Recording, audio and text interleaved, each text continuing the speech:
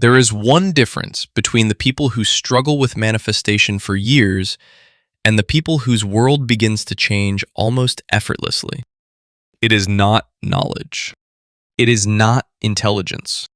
It is not how many lectures they have listened to or how many techniques they have practiced. It is not visualization. It is not affirmations. And it is not effort. The difference is one specific feeling.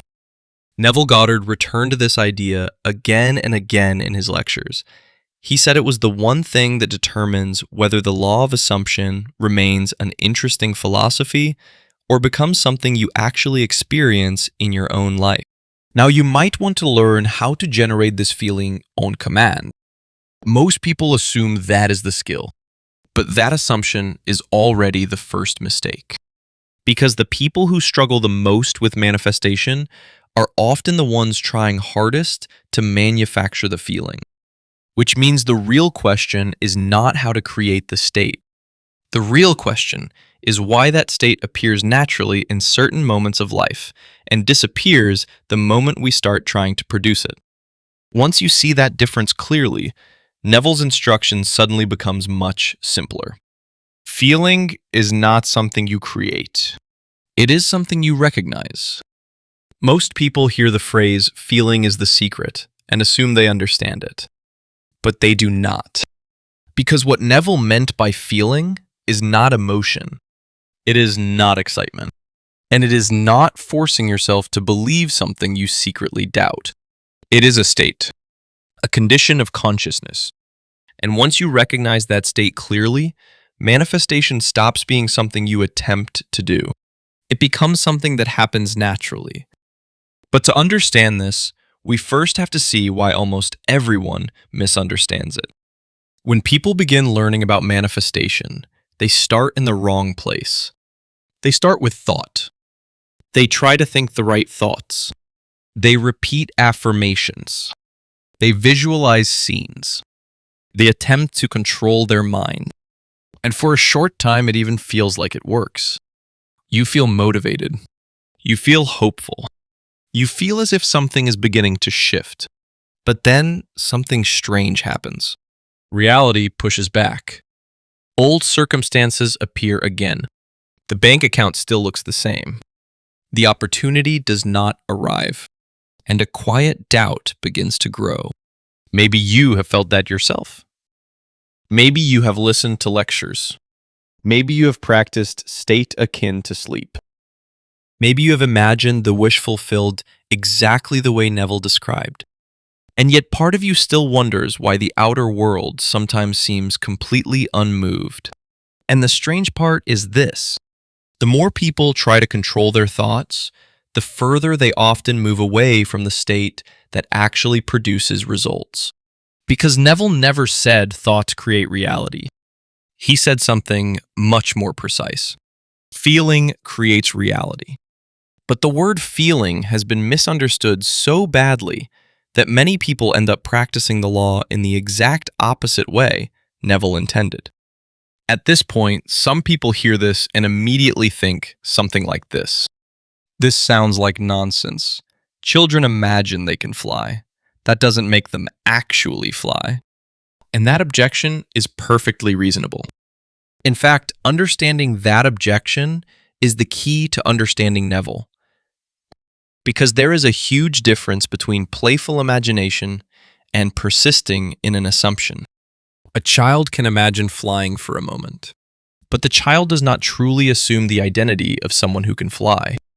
There is no deep conviction, no natural certainty, just momentary fantasy. Fantasy is imagining something briefly and then returning to your old assumptions. Assumption is when a belief becomes so natural that you stop questioning it. You cannot seriously persist in the assumption that you can defy gravity and float into the sky. Your entire understanding of the world rejects that state. So the assumption never stabilizes. But wealth is different. Confidence is different. Opportunity is different. A person can persist in the assumption of being successful. A person can persist in the assumption of being respected. A person can persist in the assumption of being prosperous. And once that assumption becomes natural, reality begins organizing itself around that state. That is the difference between fantasy and assumption. Fantasy is temporary imagination. Assumption is a state you live from. And that state is what Neville called the feeling of the wish fulfilled. Here is what makes this idea so frustrating for many people. You have already experienced this state many times in your life. You just did not recognize it when it happened. You felt it during those rare moments when everything suddenly seemed to flow, when events unfolded without effort, when opportunities appeared at exactly the right time, when the right person entered your life unexpectedly, when something you hoped for arrived, almost naturally. Think about that for a moment. The last time something worked out almost perfectly. A conversation that led to an opportunity. An unexpected solution to a problem. A moment when everything seemed to align without effort. In those moments, you were not forcing anything. You were not trying to believe.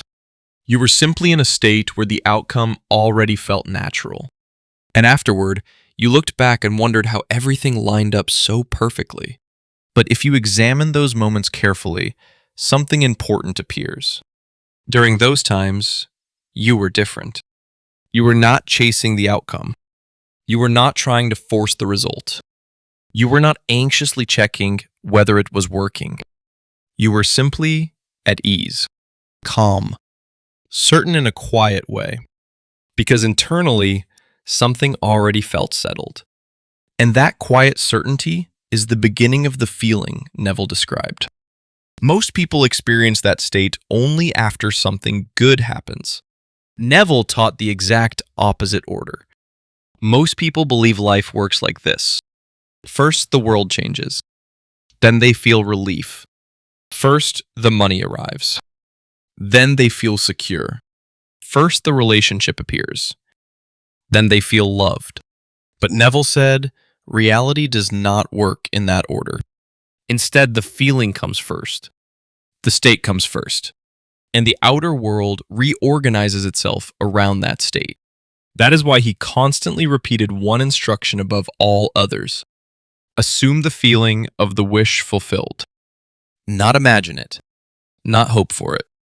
Assume it. Because assumption means occupying a state as if it were already true. And once that state becomes natural, something subtle begins to change. The urgency disappears. The searching stops. The mind becomes quiet. Because internally, the matter already feels settled. Neville described this condition as naturalness. The desire feels normal, expected, almost obvious. Think about something in your life that is already certain. Your name, your identity, your home. You do not try to believe these things. You simply know them. That calm certainty is the emotional signature of completion. And the feeling of the wish fulfilled always contains the same quiet qualities. Calm, gratitude, and certainty.